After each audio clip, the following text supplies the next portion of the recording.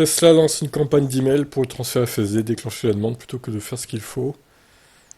Elon Musk a dit un jour que Tesla s'efforcerait toujours de faire ce qu'il fallait. On essaie de faire ce qu'il faut chez Tesla, nous nous soucions vraiment de ça. Quand nous faisons des erreurs, c'est simplement parce qu'on était stupide ou idiot.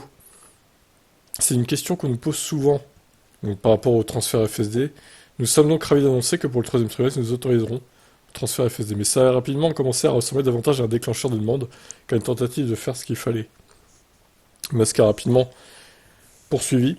Il s'agit d'une amnistie unique. Elle doit donc être: vous devez en profiter au troisième trimestre, mais ou au moins passer commande au troisième trimestre dans les délais de livraison raisonnables. Donc ouais, j'espère que ça rendra les gens heureux.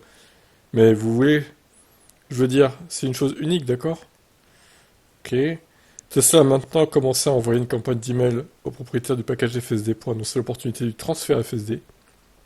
L'email et les conditions confirment que les acheteurs doivent prendre livraison d'un nouveau véhicule avant le 30 septembre. Alors, je suis désolé, mais ça devrait être tout le temps, à partir de maintenant, quoi, en fait. Il ne devrait pas y avoir de délai. Parce que là, en fait, ça incite plutôt les gens à acheter une nouvelle voiture et transférer le FSD de l'ancienne. Mais après, ça sera fini. Donc, bon, je trouve ça un peu dommage.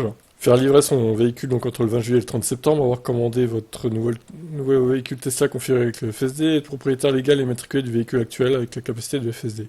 Avoir le véhicule actuel et le nouveau véhicule sur le même compte Tesla, accepter tous les termes et les conditions supplémentaires. De nombreux propriétaires ont demandé la possibilité de transférer le package FSD vers une nouvelle voiture ou de se voir proposer un remboursement, car lorsqu'ils ont acheté le package, on leur a dit que ça permettrait éventuellement d'avoir un véhicule entièrement autonome qui gagnera en valeur.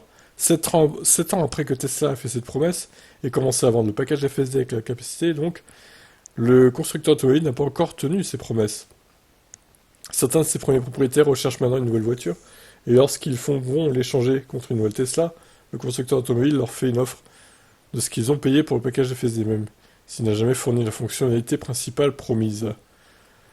Ouais. Bah, c'est clair qu'il y a un truc qui va pas avec le FSD, hein. Des promesses depuis des années. Au final, la conduite autonome n'est toujours pas là, alors qu'il avait promis ça il y a 5-6 ans quand même, hein.